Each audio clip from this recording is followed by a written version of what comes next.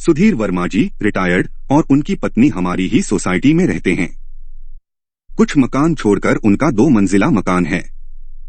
2 बेटा बहू हैं, पोते पोती हैं, पर दोनों अपने परिवार के साथ बाहर रहते हैं। कभी कभी तीज त्योहार पर आना होता, वरना वो भी नहीं। एक फुल टाइम मेड लगी थी घर का सब काम करने के लिए, पर खाना बनाने का काम आंटी ही करती थी। ऊपर का हिस्सा किराए पर दे रखा था, जिसमें सौरभ और उसकी पत्नी रहते थे, जिनका अंकल आंटी के प्रति व्यवहार बहुत अच्छा था। धीरे धीरे हमारा उनसे परिचय हुआ। वे दोनों पति पत्नी सोसाइटी पार्क में शाम को टहलने आते थे, वहीं उनसे मुलाकात हुई थी। मैं मेरी 4 साल की बेटी को लेकर पार्क जाती थी।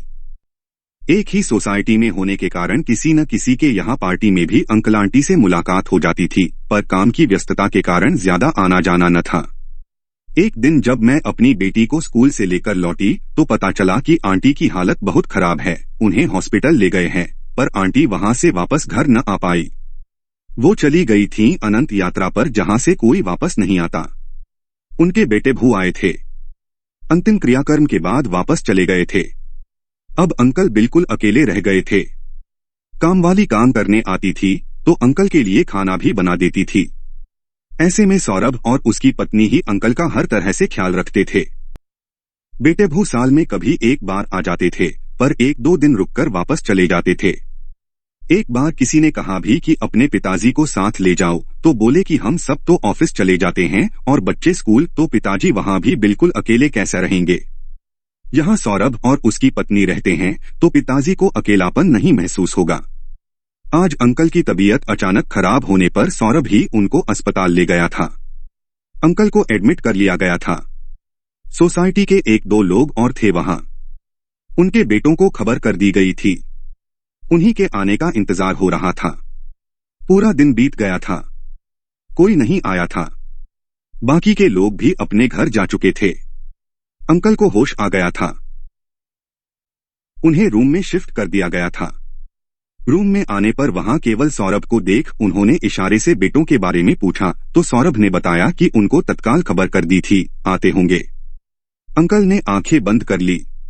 आंसू उनके गाल पर ढुलक आए थे। पूरी रात सौरभ ही उनके साथ रहा था। दूसरे दिन छोटे बेटे रवि का फोन आया कि उन लोगों को ऑफिस से छुट्टी नहीं मिली और बड़े भाई भाभी बाहर घूमने गए हैं, तो प्लीज पिताजी का ध्यान रख लें। अस्पताल का बिल वो ऑनलाइन पेमेंट कर देगा। छुट्टी मिलते ही वो सब घर आएंगे। तीसरे दिन अंकल डिस्चार्ज होकर घर आ गए थे। सौरभ और उसकी पत्नी दोनों ही उनका हर तरह से ध्यान रख रहे थे। सौरभ ने अपने ऑफिस से 4 दिन की छुट्टी ली थी। उसके बाद उसे ऑफिस जाना था।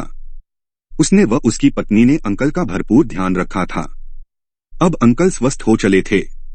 करीब 1 हफ्ते बाद दोनों बेटे परिवार सहित आए थे। अंकल का ध्यान रखने के लिए उन दोनों का धन्यवाद किया और 2 दिन वापस रुककर चले गए थे। करीब 2 महीने बाद उनके घर से झगड़े की आवाजें आ रही थीं। पता चला कि अंकल ने मकान सौरभ के नाम कर दिया था, इसलिए दोनों बेटे उनसे झगड़ रहे थे।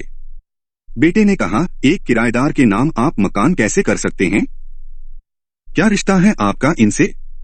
अंकल ने कहा, हाँ, ये एक किराएदार ही है और मेरा इनका किराए का ही रिश्ता है।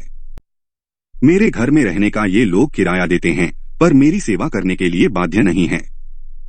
काश तुम लोग समझ पाते कि इस उम्र में मुझे तुम्हारी कितनी जरूरत है, पर तुम लोगों ने इस हालत में भी यहाँ आना जरूरी नहीं समझा। कोई रिश्ता न होते हुए भी इन दोनों ने मेरा इतना ख्याल रखा, इतनी सेवा की कि आज मैं सही सलामत तुम्हारे सामने खड़ा हूँ। इसलिए मैंने ये मकान इनके नाम कर दिया है। जब तक मैं जीवित हूँ ये दोनों यही रहेंगे और मेरे मरने के बाद ये मकान इनका होगा। दोनों बेटे निरुत्तर थे। गुस्से में दोनों वहां से चले गए। ऐसी ही और कहानियां सुनने के लिए हमारे YouTube चैनल कहानी कलिका को लाइक और सब्सक्राइब करें।